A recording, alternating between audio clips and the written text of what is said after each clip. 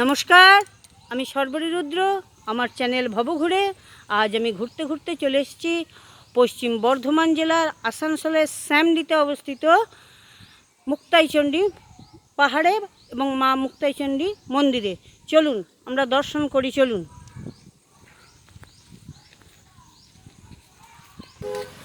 মন্দিরের সামনে বিরাট বড় মাঠ এবং এখানে এখন প্রচুর গরু চড়ছে। তবে এখানে আনন্দ মেলা হয় মাঘী পূর্ণিমার সময়। এই আনন্দ মেলার মুখ্য যার ভাবনা তিনি স্বামী অসীমানন্দ সরস্বতী, এবং যিনি এটা বাস্তবে রূপদান করেছিলেন তিনি হলেন বাসুদেবানন্দ সরস্বতী।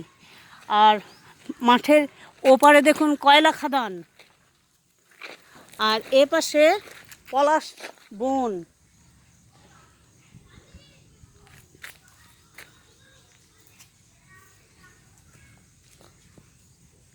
সামনেই মা মুক্তাইচণ্ডী মন্দির যাব।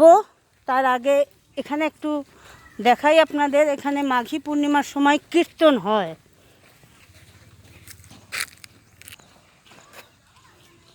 এখানে মাঘী পূর্ণিমার সময় কীর্তন হয়।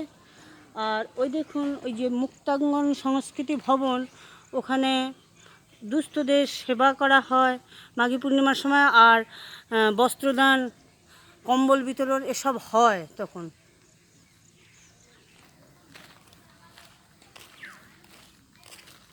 এই দেখুন, এটাই মা মুক্তাইচণ্ডীর মন্দির।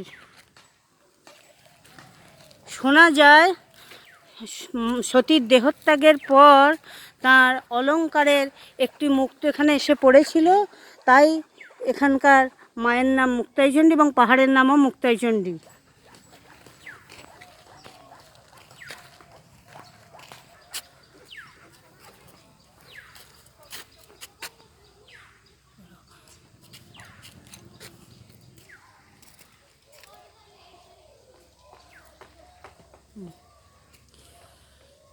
এই মন্দির সম্বন্ধে অনেক গল্প কথা চালু আছে।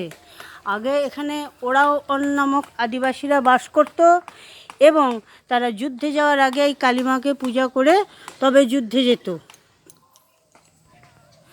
সামনে নন্দী মহারাজ দুদিকেই আছে।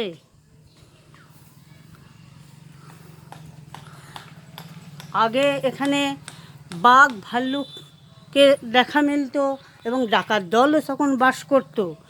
প্রায় 500 বছর আগে পাহাড়ের গুহায় মা পূজিত হতেন। তারপরে এখানে অনেক পরে মন্দির তৈরি হয়। আর 1370 বঙ্গাব্দ থেকে আনন্দমেলা চালু হয়।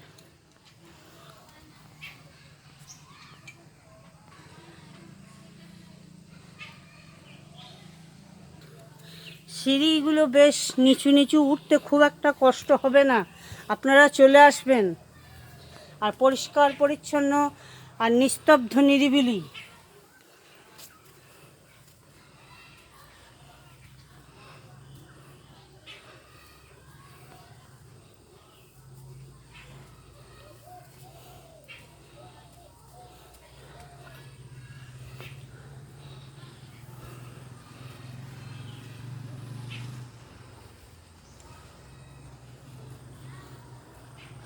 মন্দিরের নিয়মাবলী এখানে লেখা আছে।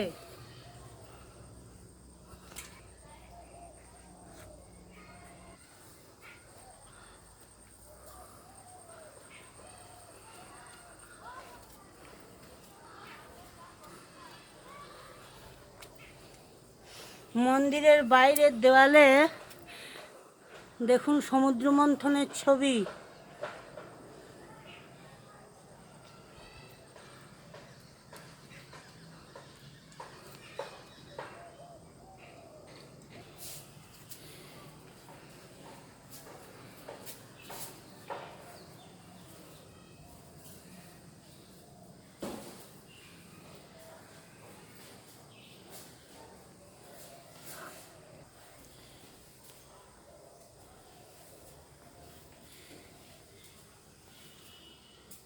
ইনি মা মুক্তাইচণ্ডী।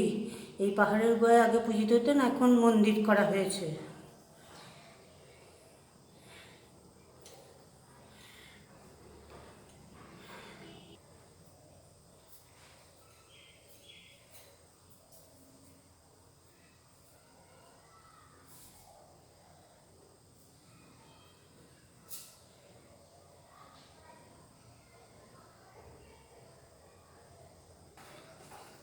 মায়ের মূর্তিটি পাহাড়ের গুহার ভেতরে। আর এই দেখুন মায়ের নাট মন্দিরটি দারুণ সুন্দর। এটা একতলায়, মায়ের মন্দিরটা একতলায়, আর এটা তিনতলা মন্দির। দেখাবো আপনাদের।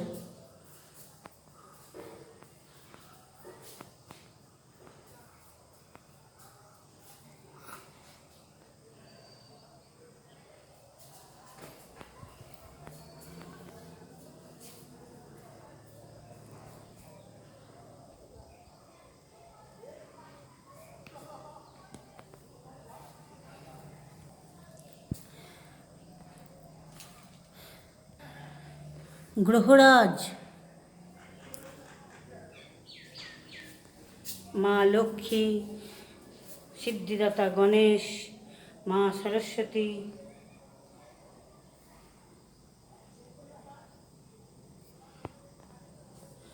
আর শ্রী শ্রী পরমহংস জ্ঞানানন্দ মহারাজ।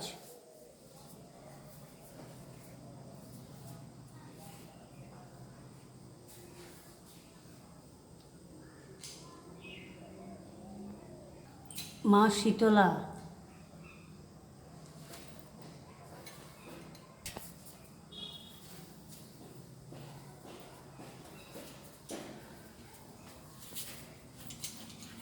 দেবাদিদেব মহাদেব,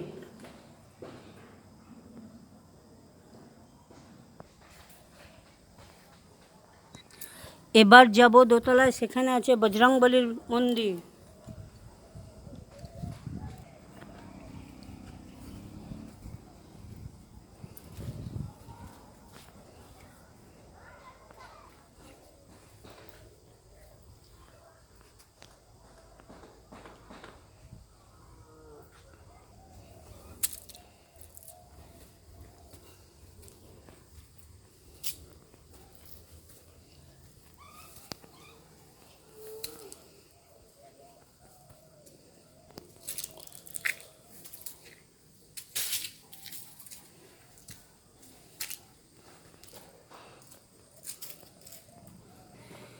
কি সুন্দর প্রাকৃতিক দৃশ্য, আপনারা দেখুন।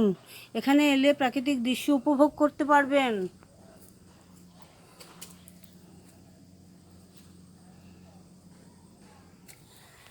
চলুন এবার দোতলায় যাই।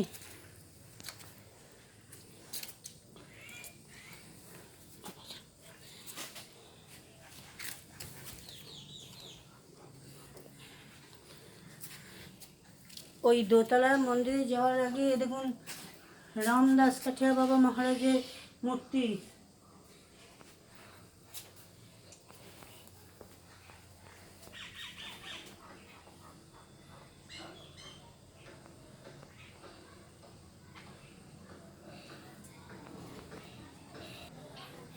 আর বাম দিকে সিংহের একটা মূর্তি।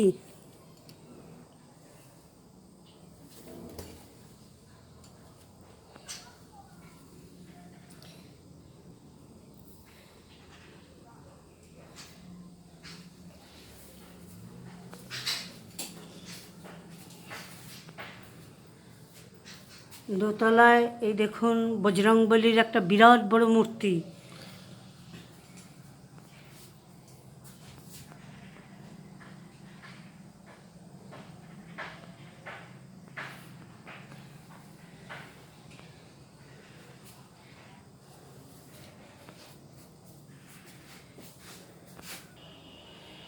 এই দেখুন দোতলার বারান্দা থেকে কি সুন্দর দৃশ্য দেখা যাচ্ছে।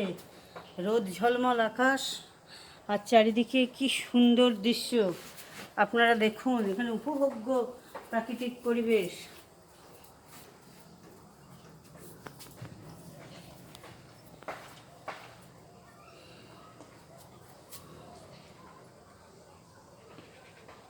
দূরে পাহাড়, তাও দেখা যাচ্ছে।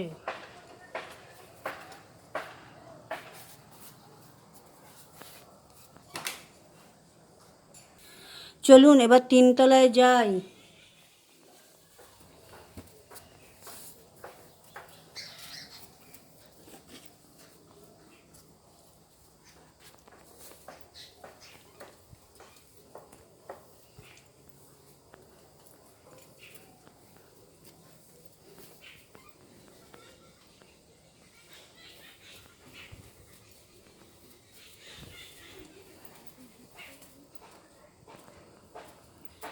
এই তিনতলায় রাধাকৃষ্ণ বিরাজ করছেন।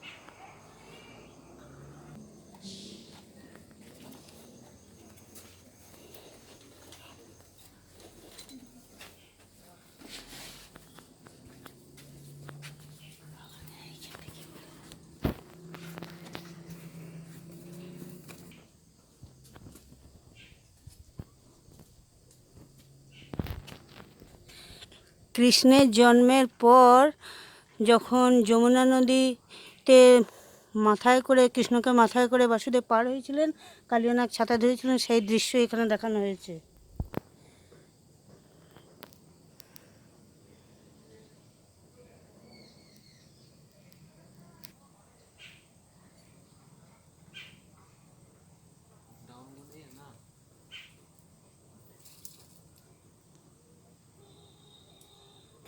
এখানে রথযাত্রা উৎসবও পালিত হয়। আর এবার এদিক দিয়ে নেমে যাওয়ার সিঁড়ি, তিনতলা থেকে আমরা নেমে যাচ্ছি।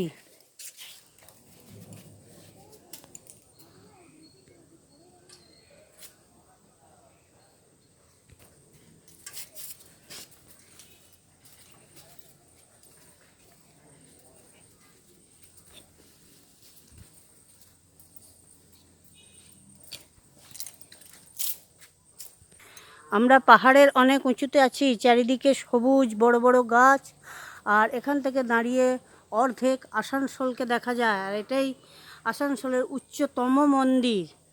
মা এখানে ভীষণ জাগ্রত।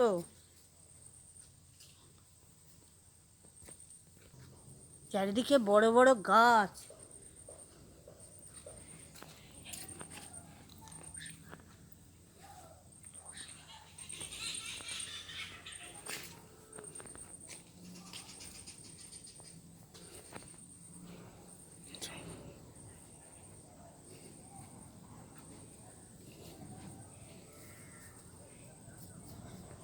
চলুন এবার চারপাশটা একটু ঘুরে দেখি।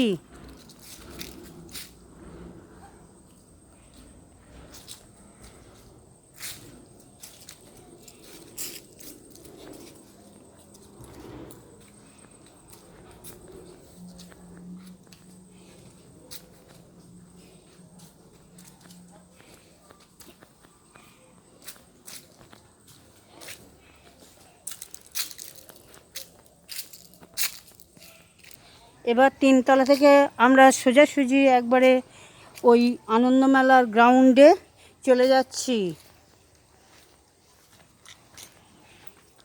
গাছগুলো দেখুন কি সুন্দর সারিবদ্ধভাবে সাজানো।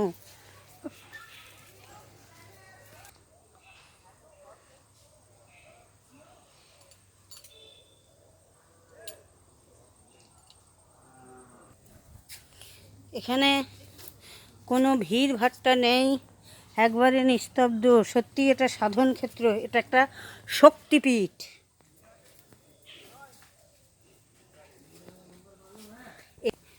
গোড়াটা কি সুন্দরভাবে বাঁধানো দেখুন, সোনালি পাথর দিয়ে।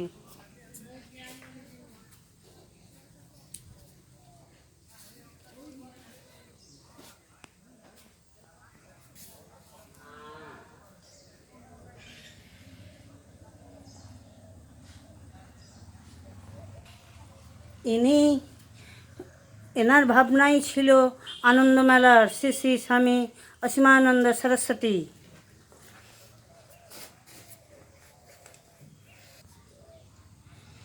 মন্দিরে মায়ের পূজা এবং সন্ধ্যারতি সব কিছু এ দেখুন ফলকে লেখা আছে। আজ এই পর্যন্তই।